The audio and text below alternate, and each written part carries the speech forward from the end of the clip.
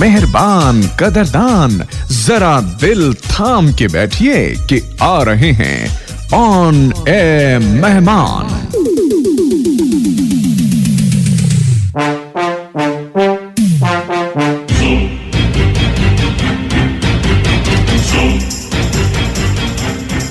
जी हाँ, FM rainbow पर आ गया फिर से आपका दोस्त एसआर यानी संतोष राव लेकर ऑन एयर मेहमान। दोस्तों, आज ऑन एयर मेहमान में हम जिनसे आपकी मुलाकात कराने जा रहे हैं उनके बारे में हम क्या कहें, उनकी आवाज ही काफी है उनके परिचय के लिए। तो आइए पहले सुन लेते हैं उनकी मधुर आवाज इन कुछ गीतों की झलकियों के द्वारा। जिसे ढूंढता हूँ मैं हर कहीं, जो कभी मिली मुझे है नहीं, मुझे जिसके प्यार पर हो यकीन, वो लड़की है कहाँ। तुम्हें पता तो होगा, तुम्हीं पे मैं फिदा हूँ, तुम्हें है जब से चाहा, हवाओं में उड़ता हूँ, तुम्हीं मेरे हर पल में, तुम आज में तुम कल में। ए सोना, ए सोना, जब से तेरे नैना मेरे नैनों से लागे रे, तब से दीवाना हुआ, सबसे बेगाना हुआ, रब भी दीवाना लागे रे, रब भी दीवाना लागे रे हो। यादों में खोया रहता है, बादों में डूबा रहता है, मुश्किलें पैदा करता है, बड़ा बदनाम करता है। निकम्मा किया इस दिल ने किया है निकम्मा। ठाणे वास्ते दे देंगे जान वे, ठाणे वास्ते दिल है कुर्बान वे। Love you I love you जाना, तू ही अरमान वे। Love you I love you जाना, तू ही अरमान वे। मोहब्बत है मिर्ची, मोहब्बत है मिर्ची, मोहब्बत है मिर्ची सारा। उलझी उलझी तिरछी मोहब्बत की गलियां सारा।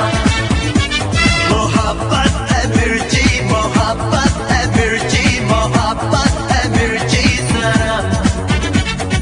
उलझी उलझी तिरछी मोहब्बत की गलियां सारा। मेरी ये मस्ती ही मेरे ये नखरे, पागल दीवाने हम बिखरे बिखरे। डरती है क्या मुझको तू चखरे, और मैं बोलूं तुझे क्या। मीठे जहर पे तीखी नजर, हम दोनों हैं बिंदा। मीठे जहर पे तीखी नजर, हम दोनों हैं बिंदा। चांद से बारिश जो करता हमारी, देता वो तुमको बता। शर्मो है आके पर्दे गिरा के, करनी है हमको खता। जिद है अब तो है खुद को मिटाना, होना है तुझ में फना। जरा देखो कौन आ गया है, जमाने पे जो छा गया है। ऐसा दिल लगाया है मुझको पहचान लो बेहुदा। जी हाँ, ये हैं पार्श्व गायक शांतनु मुखर्जी, जिन्हें हम सब शान के नाम से जानते हैं। मधुर आवाज के धनी और 2 बार बेस्ट मेल प्लेबैक सिंगर के लिए फिल्म फेयर अवार्ड जीतने वाले पार्श्व गायक शान से आज हम करेंगे ऑन एयर मेहमान में ढेर सारी बातें। तो आइए बिना देरी किए सीधे चलते हैं शान के पास। शान जी, प्रोग्राम में आपका बहुत बहुत स्वागत है। शुक्रिया सर जी, संतोष जी। सबसे पहले मुबारक हो फादर्स डे पर एक बेहतरीन गीत संगीत प्रेमियों को देने के लिए। Thank you. वैसे इस गीत को लिखने और कंपोज करने का ख्याल कब और कैसे आया? ये गीत मैं तो तेरा हिस्सा हूँ, तेरा लिखा किस्सा हूँ, ये एक्चुअली लंबी थोड़ी सी कहानी, मैं शॉर्टकट में आपको बताता हूँ कि एक ऐसी एक कंपनी कह सकते हैं, उन लोग चाह रहे थे कुछ सोशल सब्जेक्ट्स पर गाने बनाए जाए। जी। तो उस पॉइंट पर मुझे लगा कि ये जो हमारे आप कह ले जो शहरों में आ जाते हैं एक यंग उम्र में, और उसके बाद कई सालों तक गांव नहीं जा पाते हैं, या उस तरह से अपने माँ बाप से मिलना नहीं होता, या फिर कई बार देश छोड़ के कोई बाहर चले जाता है और फिर अपने ही जिंदगी में ऐसे उलझ जाते हैं कि माँ बाप से वो कनेक्शन चले जाता है, और जब तक वो वापस आते हैं उन्हें मिलने, कई बार गेट्स टू लेट। तो मुझे लगा कि ये एक इश्यू है जो काफी बढ़ता जा रहा है, getting more and more rampant. लेकिन जब वो गाना मैं उनको बना कर दिया तो राइटली उनको लगा कि नहीं, हमारे देश में अभी भी जॉइंट फैमिली सेटअप्स बहुत सारी हैं, तो ये इतना इम्पोर्टेंट इश्यू नहीं है। तो बहरहाल वो मेरे पास वो चीज रह गई, और फिर अचानक से फादर्स डे के करीब करीब लगा कि ये एक मैसेज है जो अगर मुझे लगा कि कहना चाहिए तो कहना चाहिए, चाहे उनको रेलेवेंट लगे ना लगे। मुझे लगता है कि बच्चों में वो एहसास लाना बहुत जरूरी है। एहसास तो हो सकता है, लेकिन कहीं ना कहीं पोस्टपोन करते रहते हैं उस बात को कि हाँ ठीक है, ये साल तो ये है वो है। वो कहते हैं ना, पानी नीचे की तरफ ही बहती रहती है। तो जब तक आपके अपने बच्चे हो जाते हैं, कहीं ना कहीं आपकी जो प्रायोरिटी है वो आपकी फैमिली, आपके बच्चे हो जाते हैं, और जो आपको पाल पोस कर आपको वो इंसान बनाया जो आज आप हो। वैसे इस गीत के वीडियो में आपने अपने दोनों बेटे को शामिल किया है। वैसे बड़ा मेरा जो बेटा है वो तो शामिल नहीं हुआ। अच्छा। क्योंकि स्टोरी में फिर वो बहुत क्या है, गाना तो अपना वो है ना, 3 मिनट का गाना है, तो उसपे तो, और दोनों बेटों में एज की फर्क उतनी नहीं है। तो वो स्टोरी में मेरे जो डायरेक्टर हैं मेहुल गदानी, उनके बेटे हैं 10 साल के बड़े, घोलू घोलू से। अच्छा, ओके। तो वो जो छोटा बच्चा है वो उनका है। और फिर जब वो बड़ा बन के वो पूरा पायलट का उसको कोर्स का वो मिल जाता है, तो वो मेरा बेटा है। ओके। ये कोविड का वक्त है, तो सब ऐसे इन हाउस ही हम लोगों ने जी कर लिया। कईयों को लगा कि मेरा जो बुढ़ापे का रोल भी मुझे ही करना था, लेकिन वो बहुत ज्यादा टेक्निकली मुश्किल हो जाता। लेकिन करते तो और जबरदस्त मजा आता सर। जी जी जी जी नहीं, वो वही हो गया। और फिर दिन भी एक ही था अपने पास, तो उसमें दिक्कत ये थी कि फिर आपको पूरा प्रोस्थेटिक मेकअप करके हर एक शॉट में 2-2 शॉट देने पड़ते हैं। जी। तो वो जो जिन्होंने वो मेरे मतलब बुजुर्ग डैड का रोल किया है, वो है असल में मुझसे बहुत ज्यादा छोटे, वो है बस 32 साल के हैं। अच्छा। और वो डांसर है। अच्छा। तो सर हमारे लिसनर्स के लिए थोड़ा सा गुनगुनाएंगे यही गीत? जरूर जरूर जी। तुझसे ही मेरी सब फरियादें तुझ तक ही थी, सपनों की बुनियादें तुझ तक ही थी, तुझसे ही चलना सीखा था, तुझसे ही फिर क्यों दूर चला। मैं तो तेरा हिस्सा हूँ, तेरा लिखा किस्सा हूँ, हो ना पाया तुझसा क्यों रब मेरे। मैं तो तेरा हिस्सा हूँ, तेरा लिखा किस्सा हूँ, हो ना पाया तुझसा क्यों रब मेरे। शान जी, इस खूबसूरत गीत के बाद क्योंकि परिवार की बात चल रही, तो चलिए हम परिवार से ही शुरू करते हैं। उसके बाद आपके करियर पर हम बात करेंगे, आपके फिल्मी गानों के बारे में बात करेंगे। लेकिन सबसे पहले हम बात जानना चाहेंगे राधिका जी से, यानी आपकी धर्मपत्नी से। आप कब और कैसे कहाँ मिले? ये तो बहुत वाकई जो है काफी साल पुरानी हो चुकी है। हमारे 21 साल हो गए शादी को वैसे जी। और उससे 4 साल पहले से हमारी क्या बोलते हैं, दोस्ती अफेयर कहें। दोस्ती तो बहुत कम रहा। अच्छा। हम मिले एक क्लब में मिले, वहाँ मैं अक्सर तब एक पूल गेम होती है ना, तो वो एक क्लब थी जुहू में, मुंबई में जुहू में। तो वहाँ हम लोग खेलने जाते थे, और पहली बार राधिका आई अपनी बहन की बर्थडे मनाने के लिए। अच्छा। और तो वहाँ अचानक से कुछ चीज बात पे जान पहचान शुरू हुई, और फिर इत्तेफाकन अगले 7 दिन में 4 बार ऐसा मिलना हुआ, कहीं किसी पेस्ट्री की दुकान पे, गाड़ी के किसी सिग्नल पर। तो अच्छा। और मैं उस जमाने में किताब पढ़ रहा था, सेलेस्टीन प्रोफेसी। तो तो इस किताब में यही था कि कोइंसिडेंस, या जैसे बोलते हैं ना कि इत्तेफाक, ऐसा कुछ नहीं होता। अगर कुछ चीज बार बार हो रही है उसके पीछे कोई खास वजह है जी। तो मुझे यही वजह लगा कि शायद यही वजह है कि हमें एक दूसरे को जानना जरूरी है। तो फिर उस तरह से फिर नंबर्स एक्सचेंज किए, फिर उनके साथ, उनके दोस्तों के साथ मैं भी शामिल हो जाता था जहां भी उन लोग जाते थे, जो भी करते थे। और करते करते 1-1.5 महीने में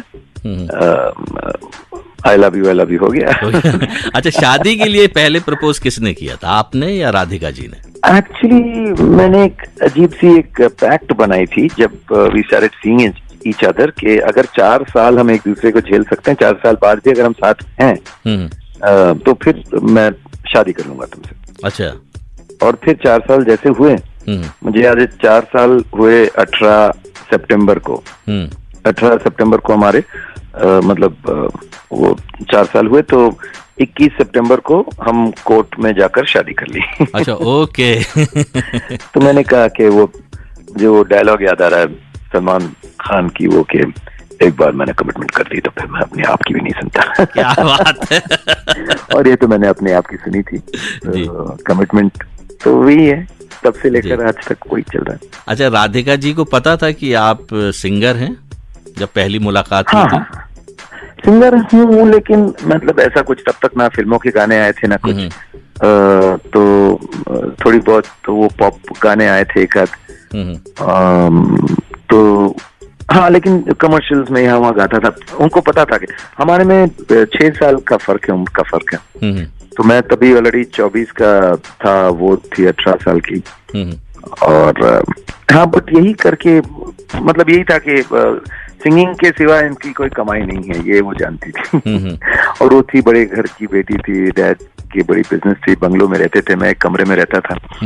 लेकिन आई गेस जब कुछ होना है वो हो जाता है। बिल्कुल। कि शादी हुई हमारी 2000 साल को, और 2000 साल से मेरा जो करियर भी है बॉलीवुड में या फिर शोज के टेलीविजन से काफी स्पीड में आ गया सारा सब कुछ। जी। अच्छा, तो पहला गीत आपने राधिका जी को कौन सा सुनाया था, या उनके सामने गुनगुनाया हो, याद है?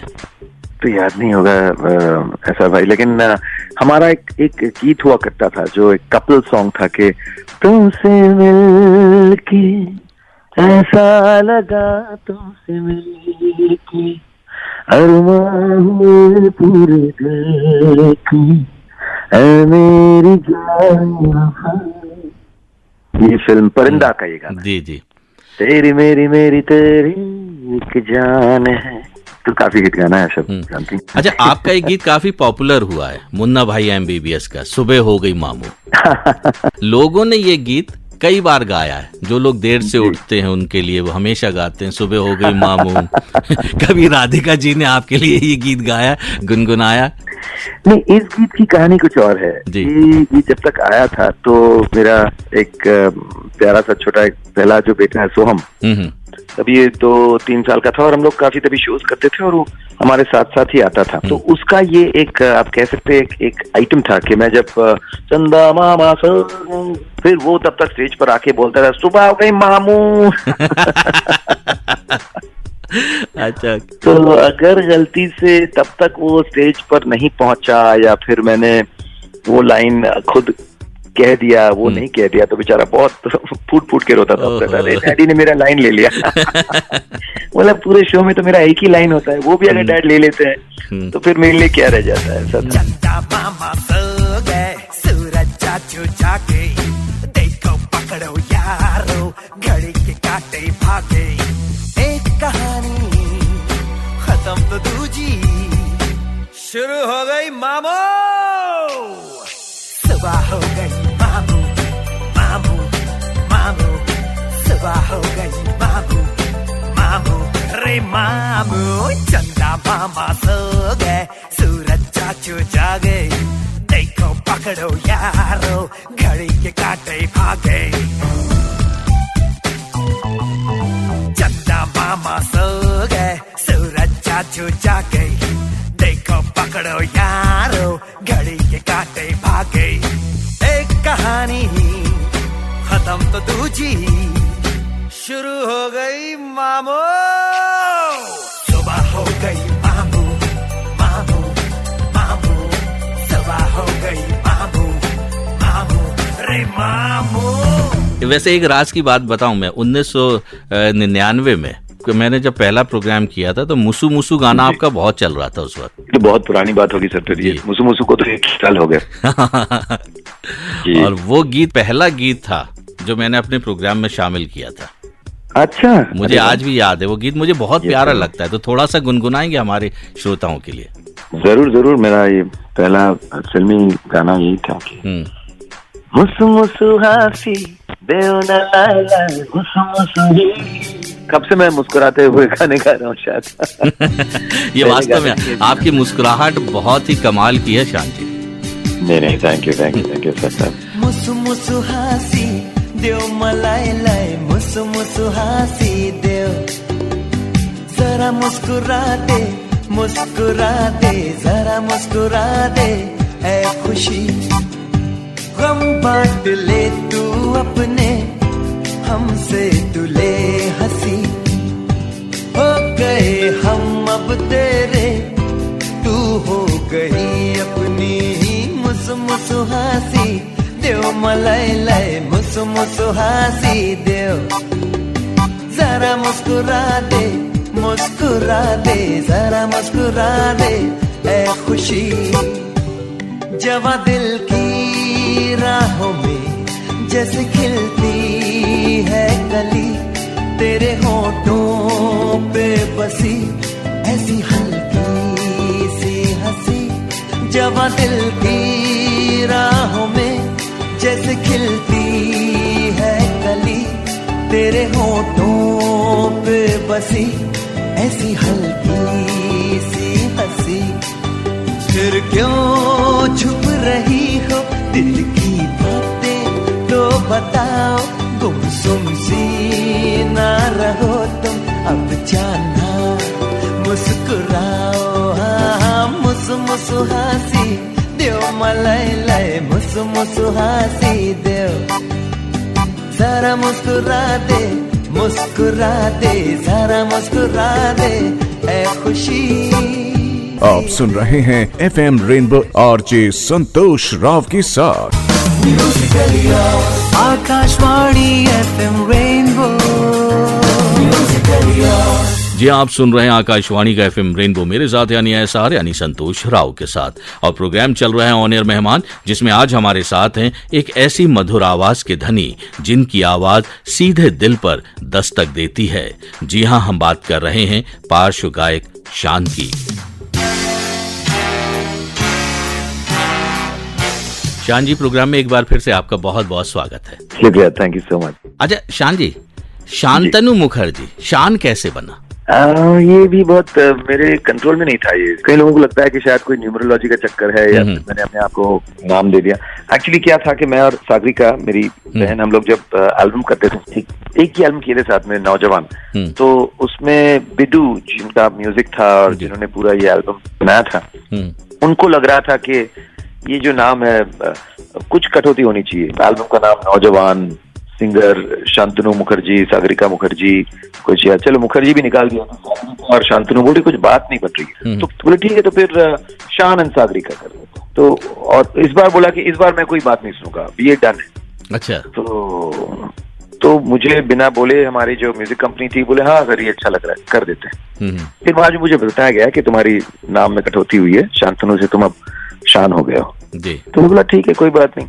फिर मैं शान को लेकर ही शान से आगे बढ़े और शान बन गए आप म्यूजिक इंडस्ट्री में। अच्छा, क्या ये सच है कि आपका जन्म भी किशोर कुमार की जन्मस्थली खंडवा में हुआ था, मध्य प्रदेश? नहीं, ये क्या है, मीडिया ने डाल दिया है और उसके बाद से मैंने काफी कोशिश भी की कि मैं मुंबई का ही मतलब यहीं का जन्म और पालना पोसना सब कुछ मुंबई ही है मेरी, मतलब city that I'm born in. लेकिन एक मैंने ज्यादा कोशिश नहीं की उसको बदलना, क्योंकि एक तरह से किशोरदा मेरे मतलब गुरु रहे हैं, उन्हीं को सुनकर यू नो मैं जो कुछ भी गा पा रहा हूँ। तो वैसे तो खंडवा में कभी गया भी नहीं हूँ। अच्छा। लेकिन ये भी एक मैं आपको कह रहा हूँ ना कोइंसिडेंस वाली बात, हम्म। तो ऐसा अगर किसी ने ये डाल दिया है कोइंसिडेंटली तो मैं इसी को मानकर चलता हूँ। नहीं, जो कुछ होता है अच्छे के लिए होता है। जी जी जी, मेरे अंदर का सिंगर तो वहीं जन्म लिया, बिल्कुल। क्योंकि उन्हीं से प्रेरित था मैं तो। क्योंकि जितनी तरह से किशोर सही बात। कुमार की मिठास भरी आवाज है, उतनी ही मिठास भरी आवाज आपकी भी है शान। नहीं, वो तो देखिए किशोर कुमार साहब की तो बात ही अलग है, वो गजब थे। लेकिन मैं उनका बहुत बड़ा फैन हूँ, जैसे हम सब के, चाहे मोहम्मद रफी साहब हो, मुकेश जी हो, किशोर दा हो, ये तीन जो आवाजें हैं, और भी मन्ना दा हैं, हेमंत दा हैं, इन्हीं से हम मतलब गाना है। जो आकर्षण हुआ कि आवाज एक सिर्फ गायकी ही नहीं, एक खूबसूरत आवाज हो तो वो दिल तक पहुंचती है। तो वो चीज की जो एक प्रेरणा मिली वो उन्हीं को सुनकर हुआ। तो शुरुआती दौर में आप सबसे ज्यादा गीत किसके गाते थे? मतलब जैसे प्रोग्राम हुआ, शोज जी। हुआ, उस तरह के गाने जी। तो उसमें तो 90s का दौर था और मैं प्रोग्राम करता था, 50 रुपए मिलते थे और मैं उस टाइम पे शानू दा के गाने, उदित जी के गाने, अभिजीत दा के गाने बहुत सुपर हिट हुआ करते थे, तो वही गाने गाता था। और अगर कभी मौका मिलता था किशोर दा के गाने, एक जैसे पल पल दिल के पास तुम रहती, ये गाना, या फिर तुम बिन जाऊं कि दुनिया में आके कुछ न फिर चाह कभी तुमको चाह के तुम बिन जाऊं कहाँ के दुनिया में आके कुछ न फिर चाह कभी तुमको चाह के तुम बिन। उनके बगैर जाए भी तो जाएगा। बिल्कुल सही कहा। लेकिन शानुदा के बहुत गाने कभी बहुत, जैसे मैंने प्यार तुम्हीं से किया है, ये मतलब तब के जो करंट हिट्स है ना, लोग वो सुनना पसंद करते थे। या फिर वो अंजाम का गाना था, बड़ी मुश्किल है खोया मेरा दिल है, कोई उसे ढूंढ के लाए जाके कहाँ मैं रपट लिखाऊं, कोई बतलाए ना। ये अभी ने गाया था। फिर ऑफ कोर्स उदित जी के गाने, वो इनके गाने बहुत हिट थे तब, तो उनके गाने गाता था। लेकिन कोशिश नहीं किया कि उनकी तरह गाऊं, मैं अपने अंदाज में गाता था गानों को। बिल्कुल। अच्छा, जब इन लोगों के गीत गाते हुए आप उनको देखते थे, लोगों का प्यार देखते थे, तो स्वाभाविक है कि एज ए आर्टिस्ट लगता है कि हमको भी ऐसे ही प्यार मिलना चाहिए, मिलेगा। और ये तो उसके लिए आपने कितनी मेहनत की? आपको अगर मैं सच कहूं तो मैं वो बोलते ना कि सपने देखता था या ये अरमान थी, ऐसा कुछ था नहीं। मेरा वो दिन निकल जाता है बहुत, ऐसा था। मतलब इस तरह की अभी भी कहीं ना कहीं वही माइंडसेट है कि कल ये करना है, परसों के लिए आज तैयारी करते हैं, वो था ही नहीं। आज का दिन ठीक से जीना है और कल जो होगा उसे भी ठीक से ही जिएंगे। तो उस वक्त वो 50 रुपए मिल गए तो उसी खुशी में खुश था।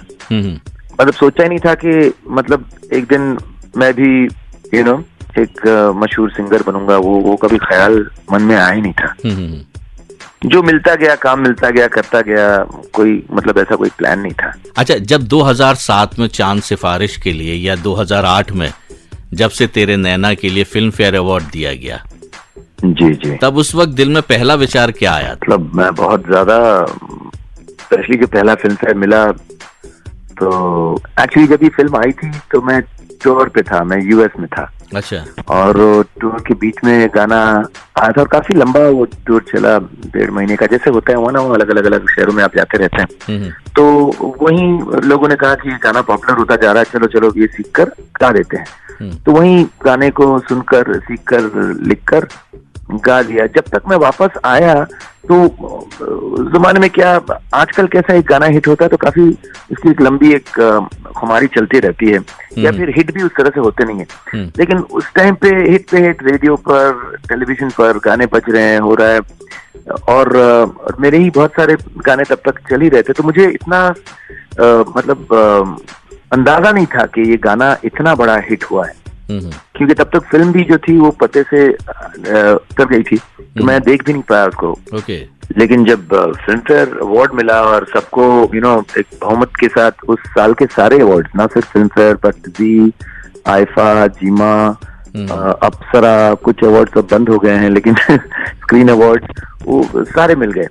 तो तब समझ में आया कि शायद ये गाना वाकई बहुत बड़ा हिट है। थोड़ा सा गुनगुनाएंगे हमारे श्रोताओं के लिए चांद सिफारिश? जी जी जी जरूर। वैसे फिल्म फेयर मेरे साथ मेरे प्यारे मित्र कैलाश खेर को भी मिला है, तो वो भी कहना जरूरी है। तो चांद सिफारिश जो करता हमारी, देता वो तुमको बता।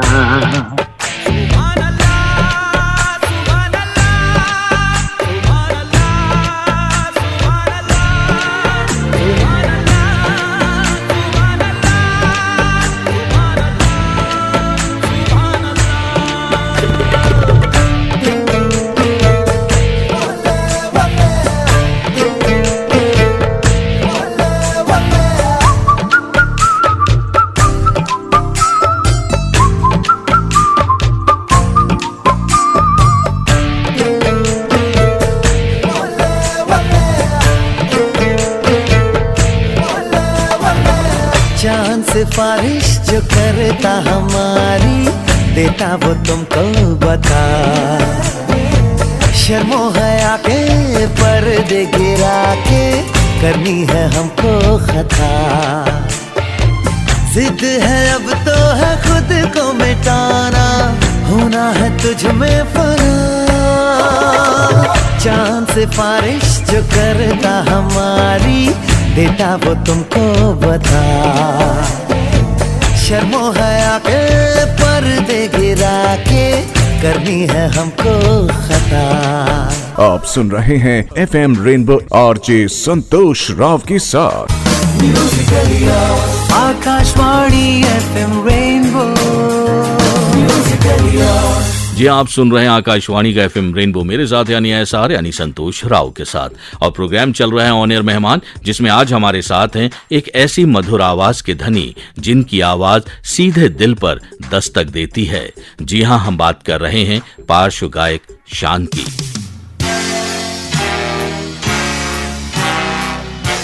शान जी, प्रोग्राम में एक बार फिर से आपका बहुत बहुत स्वागत है। शुक्रिया, थैंक यू सो मच। शान जी, आपने एक से बढ़कर एक बढ़िया गीत गाए हैं जो आज भी हिट हैं। जैसे जो कुछ नाम तो हमने पहले ले लिए, लेकिन जैसे निकम्मा किया इस दिल ने, 3 इडियट्स का बहती हवा सा, 10 का 10 बहाने, बहुत लंबी लिस्ट है। कुछ एक गीतों के बारे में बताइए, कुछ इंटरेस्टिंग बातें जो हमें अभी तक नहीं पता। वैसे देखिए, कुछ देर पहले हम चांद सिफारिश बात कर रहे थे और आपने कहा कि 2 फिल्म फेयर मिले थे, तो अगले साल सावरिया के लिए मुझे फिर से फिल्म फेयर भी मिला और बाकी सारे अवार्ड्स मिले। और मुझे याद है कि एक के बाद एक वो अवार्ड कलेक्ट करते जाता था। तो अब मेरा वही छोटा बच्चा जो सुबह हो गई मामू गाने के लिए बेटा हुआ करता था, अब थोड़ा बड़ा होके एक दिन मुझे बोल रहा है कि डैड, आपको अजीब नहीं लगता, मतलब थोड़ा सा एम्बैरेसिंग नहीं होता कि आपने इतने सारे गाने गाए लेकिन बार बार एक ही गाने के लिए आप अवार्ड लेकर आ रहे हैं? अच्छा। सिस्टम समझ में आ नहीं रहा था। तो मैं बोला, यार अभी यही होता है, गाने आप बहुत गाते हैं लेकिन कुछ गाने हैं जो इतने मनपसंद हो जाते हैं, लोगों को पसंद आ जाता है कि वो गाने रह जाते हैं। तो आप एक गाने के लिए एक अवार्ड फिर दूसरा हो तो किसी दूसरे गाने के लिए दीजिए, ऐसा तो मैं बोल नहीं सकता ना उनको। तो जो दे रहे हैं उसको सलाखों पर। तो जो भी हो, बहुत सारे सावरिया का बहुत इंटरेस्टिंग था, क्योंकि तब तक मैं जिस तरह के गाने कर रहा था ज्यादातर, जैसे आपने कहा कि निकम्मा हुआ या फिर कोई कहे डिस्को, उस तरह के गाने थे, थोड़े से एंग्लिसाइज्ड, उस तरह के गाने ज्यादा कर रहा था जो अर्बन स्टाइल का। तो ये पहला थोड़ा सा इसमें एक टिपिकल एक इंडियन रिदम में, और इससे मेरी आवाज की भी एक अलग पहलू लोगों के सामने आई और लोगों का बहुत अप्रिसिएशन मिला। और मोंटी शर्मा जिन्होंने म्यूजिक किया इसका, तो बहुत कमाल का ये गाना उन्होंने बनाया, समीर जी ने लिखा। और इस गाने के लिए मेरे मतलब सारे अवार्ड से ज्यादा बड़ा अवार्ड ये था कि आशा जी हमेशा इस गाने को गुनगुना के कहती हैं कि शान ने बहुत अच्छा गाया इस गाने को, और मुझे शान की आवाज बहुत अच्छी लगती है। तो उनसे ये आशीर्वाद मिला मुझे इस गाने के जरिए, तो ये मेरे लिए बहुत बड़ा अवार्ड है, बिकॉज शी इज हम सब जानते हैं one of the greatest ever singers पूरी दुनिया में। अगर कोई 3 या 4 नाम ने तो उसमें दोनों लता जी, आशा जी जरूर स्वर्ण अक्षरों में उनका ही नाम है। बिल्कुल, तो थोड़ा सा गुनगुना दीजिए यही गीत हमारे श्रोताओं को। जब से तेरे नैना मेरे नैनों से लागे रे, जब से तेरे नैना मेरे नैनों से लागे रे, तब से दीवाना हुआ, सबसे बेगाना हुआ, रब भी दीवाना लागे रे, रब भी दीवाना लागे रे हो। जब से तेरे नैना मेरे नैनों से लागे रे, तब से दीवाना हुआ, सबसे बेगाना हुआ, रब भी दीवाना लागे रे, रब भी दीवाना लागे रे हो। जब से तेरे नैना मेरे नैनों से लागे रे।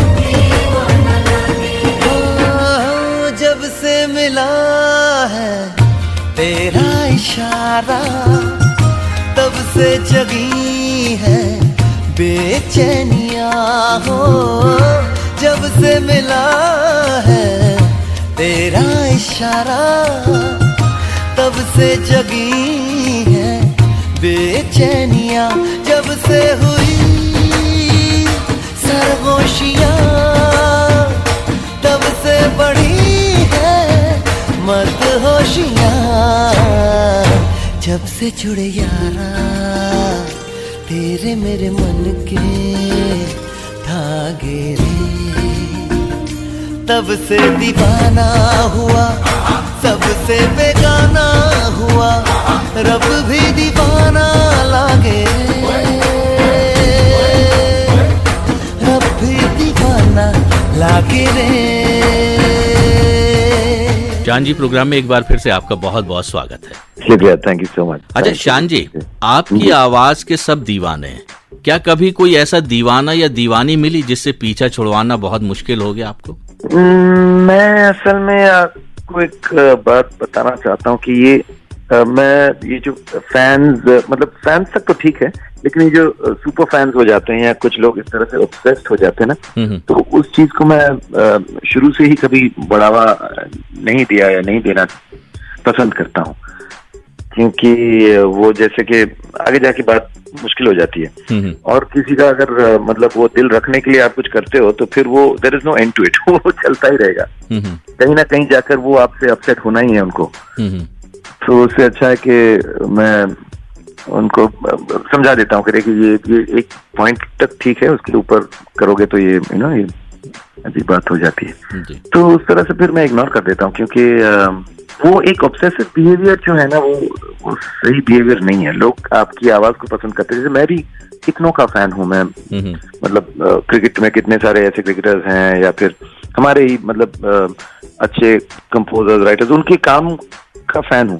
तो उसका मतलब ये नहीं है कि उनकी जिंदगी में ऐसे घुस के दिन में 50 फोन करूं या वो करूं, तो जो ऐसा करने लगता है तो मैं उनको ब्लॉक कर देता हूँ। अच्छा, आजकल शान फिल्मों में कम क्यों गा रहे हैं? इसका जवाब तो है नहीं। देखिए, नए ट्रेंड्स आती हैं।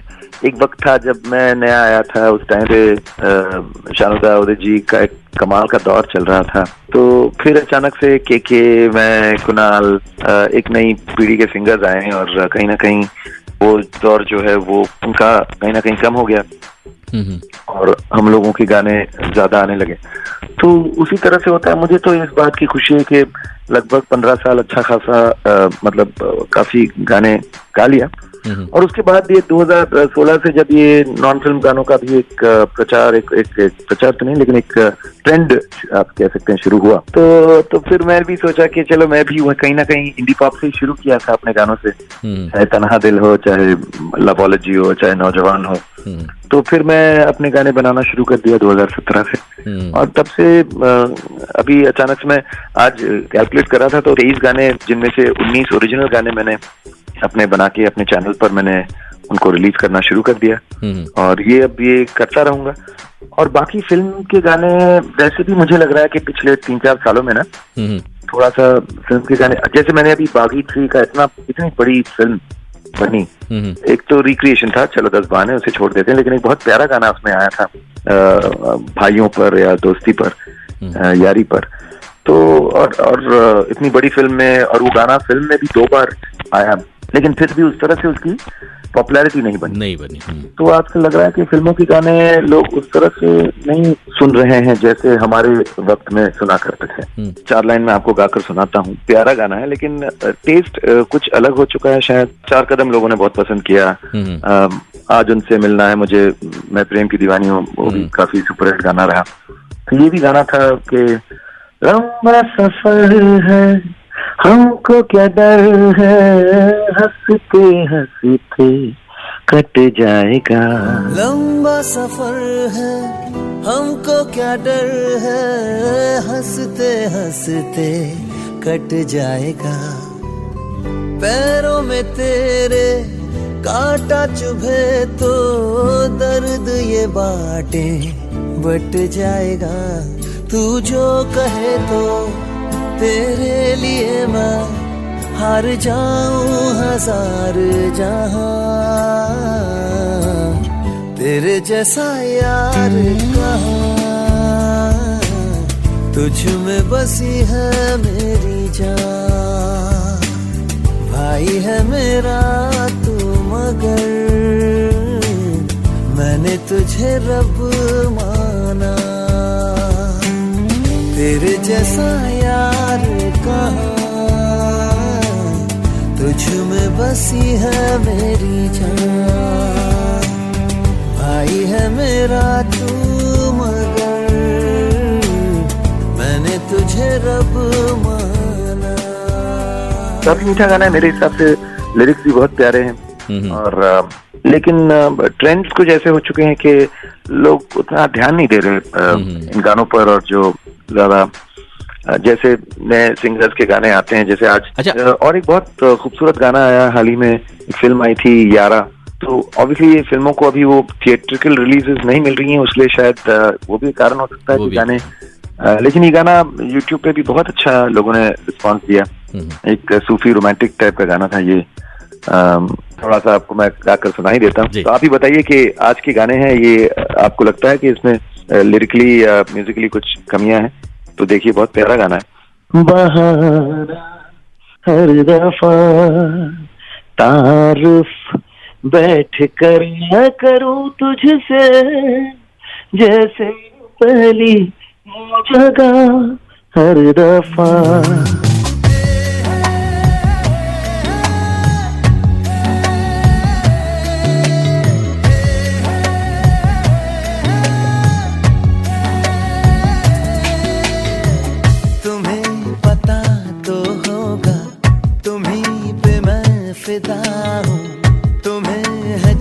से चाहा हवाओं में उड़ता हूँ, तुम ही मेरे हर पल में, तुम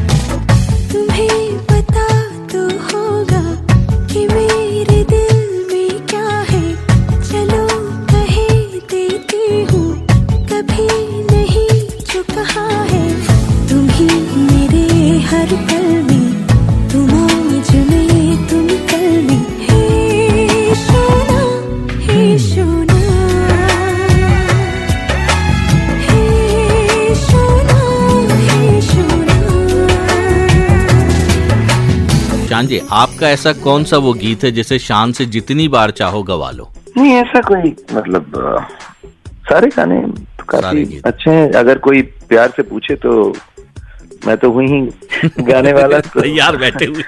गाने से रुकता नहीं जी। है। हाँ, कई बार जैसी आवाज कभी, जैसे आज voice is not in the best shape, लेकिन फिर भी कोई अगर पूछे गाओ तो फिर मैं रुकता नहीं हूँ। जी। अच्छा, फिर आपको झेलना पड़ेगा वो गाना। नहीं, ये तो हमारी सारे खुशनसीबी होगी कि आपकी मधुर आवाज हमारे कानों के माध्यम से दिल के दरवाजे पर दस्तक दे रही है। फिर भी मुझे पुराने गाने गाने में बहुत मजा आता है, अपने गानों से ज्यादा, पता नहीं क्यों। अच्छा, ऐसा गीत जिसे सुनकर आपको लगा कि काश ये गीत मुझसे गवाया होता तो कितना अच्छा होता? हाँ, सारे गीत। ये दिल की बात कही आपने। कोई ऐसा गीत नहीं है जिसे, मतलब अगर कोई अच्छा गाना हो जिसमें कुछ बात हो, तो डेफिनेटली लगता है कि यार। और एक वक्त ऐसा आया जब मैं काफी गाने, मेरे गाए हुए गाने रीडअप हो जाते थे किसी नए सिंगर से या किसी और से, तो वो कोई एक कारण था, टेक्निकल इशू थी, हमें किसी तरह के कोई कॉन्ट्रैक्ट जो साइन हो रहे थे तो हम नहीं चाह रहे थे कि उस तरह के कॉन्ट्रैक्ट्स बने। तो कई बार लगता था कि काश ये गाना अगर मेरी आवाज में ही रहता तो गाना और हिट होता। लेकिन मैं ये बात भी मानता हूँ कि एक बार जब दर्शकों श्रोताओं को एक गाना किसी आवाज में सुनने की उनकी एक आदत हो जाती है ना, उसके बाद आप उससे लाख गुना बेहतर गाओ, लेकिन लोगों को वही आवाज पसंद आती है, क्योंकि एक उसके उस आवाज के उस गाने के साथ एक ऐसी एक कनेक्शन हो जाती है लोगों को। कई बार लोग बोलते हैं आजकल पिछले कुछ सालों से ये ट्रेंड शुरू हो गया कि जो कंपोजर्स हैं वो खुद गा रहे हैं अपने गाने और सिंगर्स को नहीं गवा रहे। तो उसके पीछे भी कहीं ना कहीं यही बात है कि क्या हो जाता है कि कंपोजर जब प्रोड्यूसर डायरेक्टर को गाना पहले पेश करते हैं तो अपने आवाज में ही करते हैं जी, और वो रख लेते हैं, और फिर कई बार ऐसा है कि गाना पिक्चराइजेशन करने का जब वक्त आता है तब तक गाना वो कंपोजर की आवाज में इतना ज्यादा प्रोड्यूसर या डायरेक्टर या उनके जहन में इस तरह से बैठ जाता है कि फिर वो कहते कि नहीं, ये आपकी आवाज ही ठीक लग रही है, नई आवाज नहीं मैच हो रही है, आपकी आवाज में ही डाल दो। तो ये भी होता है। अच्छा, शान को खाने में क्या पसंद है? वैसे मैं मेरी कोई परहेज नहीं है, हर तरह के खाना मैं खा लेता हूँ और मजे से खाता हूँ, कोई बात नहीं। हर तरह का, मेरा कोई ऐसा फिक्स तो है नहीं, और नॉन वेजिटेरियन हूँ, लेकिन मतलब सब कुछ खाता हूँ। अच्छा, कौन सा रंग पसंद है? ब्लू शुरू से ही रहा है मेरा फेवरेट कलर। अच्छा, जब आपकी वाइफ नाराज हो जाती हैं तो कौन सा गीत गुनगुना कर उनको मनाने की कोशिश करता है शान? तो ये तो आप भी इस बात से सहमत होंगे कि जब वाइफ नाराज होती है तो गाकर उनको मनाना संभव नहीं है, वो वक्त ही आपको बचा सकता है। तो कुछ पल चुपचाप रहें, उनके सामने ना आए ताकि उनका पारा जो है और ना बढ़े। फिर धीरे धीरे नहीं तो हे सोना तो गाया जा सकता है ना। हाँ, ऐसे तो मेरा जो पहला गाना मैंने खुद कंपोज करके जो रिलीज हुई थी, तन्हा दिल में, पहला गाना तो नहीं, लेकिन जो गाना मैंने राधिका के लिए, गुमसुम हो क्यों मान जाओ ना, दिल में है जो खुल के कहो। तो लड़कियों में ये एक आदत है ना कि जब गुस्सा या नाराज होते बताते भी नहीं है कि किस बात पे नाराज है। बस बात बंद, चुप्पी, अभी क्या करे, किस बात का सॉरी भी बोले तो किस बात का बोले समझ नहीं आ रहा। ये घर घर की कहानी है, बना दिया था। ये घर घर की कहानी है। जी जी। यादों में खोया रहता है, बादों में डूबा रहता है, मुश्किलें पैदा करता है, बड़ा बदनाम करता है। निकम्मा किया इस दिल ने किया है, निकम्मा किया इस दिल ने किया है, निकम्मा। आशिकी चाहता है, जिंदगी उजाड़ता है, ओ आशिकी चाहता है, जिंदगी उजाड़ता है। रुके रुके ना कभी ये किसी की कहा, मानता है, ओ निकम्मा किया इस दिल ने किया है, निकम्मा। अच्छा, अब नया क्या आने वाला है संगीत प्रेमियों के लिए? नया तो कुछ ना कुछ चलते ही रहता है। जरा भी एक बहुत बड़ी फिल्म, यशराज की एक बड़ी फिल्म आ रही है, एक बहुत ही कमाल के नए हीरो लॉन्च हो रहे हैं, लेकिन शायद उसके बारे में किसी को बताया नहीं जा रहा है, तो मैं भी चुप रहूंगा। और तो उसमें एक बहुत अच्छा होली का गाना है, श्रेया के साथ मैंने गाया है, तो वो गाना आने वाला है। फिर एक मिठुंदा के बेटे जो है, सेकंड बेटे जो है, बैड बॉय, तो उसमें भी एक गाना है। मेरे चैनल पर मेरे गाने आते रहेंगे, हर महीने एक नया गाना आता रहेगा। जैसे ये तेरा हिस्सा हूँ, ये गाना है, इससे पहले ये फासला, वो गाना आया था। तो अभी आगे भी कुछ इस तरह के गाने बन रहे हैं। बहती हवा सा था वो, उड़ती पतंग सा था वो, कहाँ गया उसे ढूंढो। बहुत अच्छा लगा शान जी आपसे ढेर सारी बातें करके ऑन एयर मेहमान में। बहुत बहुत धन्यवाद हमसे ऑन एयर मेहमान में बात करने के लिए। थैंक यू सर भाई। तो दोस्तों ये थे पार्श्व गायक शान, जिनसे हम कर रहे थे ढेर सारी बातें ऑन एयर मेहमान में। तो इसी के साथ आपका दोस्त एसआर यानी संतोष राव लेता है आपसे विदा। नमस्कार। हमको कल की फिक्र सताती, वो बस आज का जश्न मनाता, हर लम्हे को खुल के जीता था वो। कहाँ से आया था वो, छू के हमारे दिल को, कहाँ गया उसे